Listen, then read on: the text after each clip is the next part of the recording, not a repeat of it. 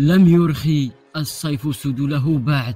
قافلة دار الشباب المتنقلة تحط رحالها ببلدية بوحلو، والأطفال كانوا في الاستقبال. أمتعوا واستمتعوا وأبدعوا بقدر ما أبدع رواد الخشبة. السلام عليكم ورحمة الله تعالى وبركاته. راني فرحان في هذه الأنشطة اللي جابوها لنا هنايا، والحمد لله ما صبت وين نلعب.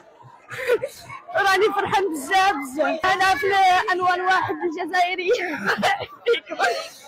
خلف الليل النهار، حان دور الكبار. عروض مسرحية كوميدية أضحكت سن الكبير قبل صغيره.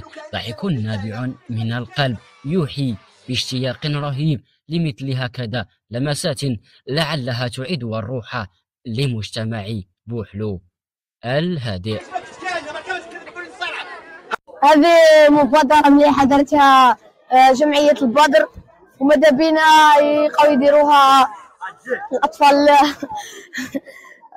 اللي ما يقدروش يمشيو للبحر، باش الصوالح اللي يشوفوهم في التيلي يبقاو يشوفوهم في الحقيقة. اليوم نحن في افتتاح دار الشباب المتنقلة ببلدية بوحلو في طبعتها الثانية التي اخترع لها شعار من أجل التنشيط الثقافي والترفيهي غير بعيد عن الابتكار.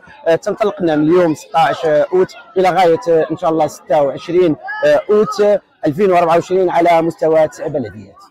فصل الظلام بيننا وبين من حضروا. لقد حمل أطفال بوحلو ريشة ورسموا لوحة في معرض ذكرياتهم، على أمل أن تعود إليهم نفس الذكريات ضاحكة فيضحكون لتضحك بوحلو.